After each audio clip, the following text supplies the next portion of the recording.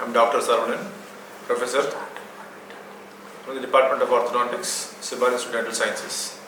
Today I'm here to demonstrate about finger spring. As we know, removable orthodontic appliances, the components are three different components. One is active, passive and base plate. Passive components are clasp, active components are springs, bows and retractors. Today we are here to show a demonstration on how to fabricate a finger spring, which is an active component. Before going to finger spring, we should know what are the factors which are important for fabrication of finger spring. Finger spring, in general, springs are classified into self-supported and non-supported springs. Springs, the factors which are important are diameter of the wire, length of the wire, direction of the tooth and patient comfort. When it comes to fabrication of spring, the most important thing is the selection of diameter of the wire. What we choose is the diameter of the wire depends upon how much of force we apply and the flexibility of the wire takes place, which is where the formula F is directly proportional to D4 by L cube. So choosing the length of the wire and the diameter of the wire is very, very important. So for springs purposely, we use a lesser diameter wire so that we apply lighter force on the tooth. Now coming to the flexibility. Flexibility of the wire depends upon the length of the wire. Length of the wire can increase or decrease by giving a loop or coil. So whenever we give a coil, we are trying to increase the length of the wire, which will further increase the flexibility of the wire, which will give a long range of action. Next, the last thing is very important thing is the direction of the tooth movement. Different springs are fabricated for different types of tooth movement. Finger springs are fabricated for mesiodistal tooth movement. So today we are here to demonstrate how to fabricate the fabrication of finger spring. Okay, I'm going to give a demo about fabricated finger spring today. So before fabricating finger spring, what you require is a universal plier, adhesive plier, and a 0.5 or 0.6 diameter stainless steel wire, the marking pencil. It's very important. So before fabricating, we need to know about the parts of the finger spring.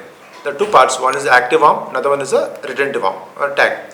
The active arm could be 11 to 15 millimeters in length. Retentive arm could be 4 to 5 millimeters in length. It depends upon the patient's model. And one thing which is important is you have to mark the landmarks. That's your active component. So you can see very clearly here.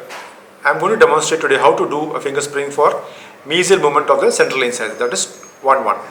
So finger spring has an active arm, I already informed you, spoke about that, and a retentive arm. Active arm should be parallel to the long axis of the tooth. First draw a long axis of the tooth. So the active arm should be as parallel to the long axis of the central incisor. And second thing is the coil should always be opposite to the direction of the tooth movement. So if I am moving the tooth mesially, the coil should come distally. And if I am moving the tooth distally, the coil should come mesially. So as I told you, there are three different parts for your finger spring. One is active arm, coil and your retentive arm. Now first what we do is, before we start, first we have to, either you can make a small tag,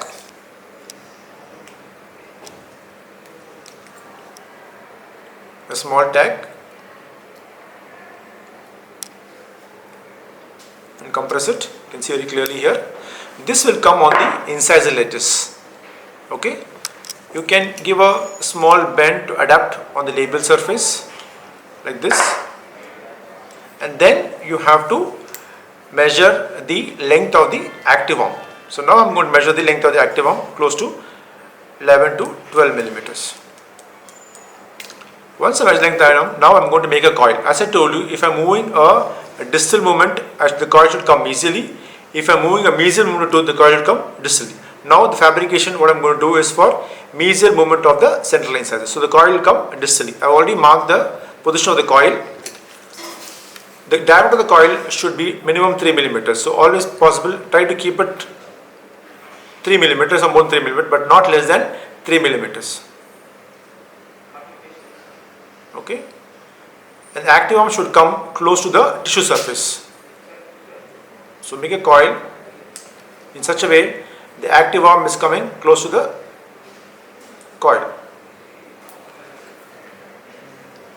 You can very clearly see here, this is the coil what I made and this is the active arm. The active arm is below the coil, so it comes close to the tissue surface. And once the coil is done, make sure the coil does not get compressed.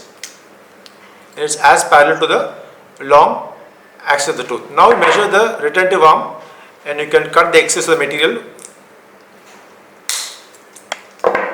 If close to, you can keep it 3 to 4 millimeters, because anyway this is going to go to the acrylic, so it's not going to contribute much except for the retention. And you can see very clearly, you can adapt a little bit of however you want it. Once you make a tag, you have to check the position of the tag. It will come on inside the ledge. This is done basically to prevent any injuries to the soft tissue on the patient. And then now we have to mark the active arm. As I told you, active arm is close to 12 to 30 millimeters. That could length of the active arm. So let's measure the active arm. I'm going to measure the active arm where exactly the coil will come. The diameter of the coil is close to be above 3 millimeters. So now I'm going to show you how to make a coil. Very important, coil diameter should be more than 3 millimeters but not less than 3 millimeters. As I'm doing it for the mesial movement of the tooth, the coil should come distally. Okay? Make sure when you make a coil, the coil active arm should be below the coil, close to the tissue surface. And that's how we go. Make sure the coil is perfect, doesn't come in contact. Okay? Yes, so that's how the coil looks like. Compressed, completely not opened up. Very important. This coil is given to increase the length of the wire, as already demonstrated. Then you're going to give a retentive arm. Okay, now very clearly you can see this is your active arm, your coil and your retentive tag. Now I'm going to cut the excess of retentive tag. It's not necessary because the retentive tag will go into the acrylic or the base plate. Now I want to show you how it looks like. Now this is how it looks like. You have the coil, you have the active arm, retentive arm. Active arm parallel to the long axis of the tooth, coil distal, depends upon the tooth movement, whether you're moving mesially or distally, as much possible. And what we do on the patient is, when you're fabricating, we're going to keep a wax and trying to box this coil so it doesn't come in contact with the tissue surface and irritate the patient. So the active arm will come in contact. Whenever you want to fabricate, make sure that the coil is always away from the tissue surface, does not cause any injuries. Now how do we activate a finger spring?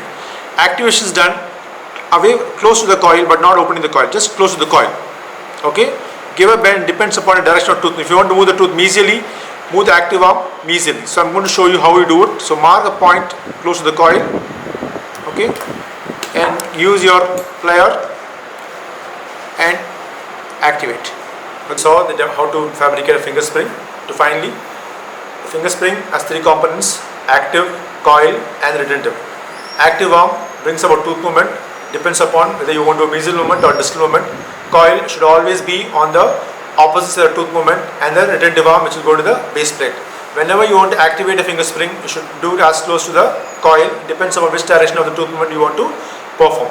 Most important thing is when you're doing it on the patient, the coil should be boxed with wax so that the coil does not come in contact with tissue surface when we are giving the appliance to the patient. These components are active components which brings about tooth movement along with your retentive component to close the space either mesially or distally, particularly in the case of midline diastemas.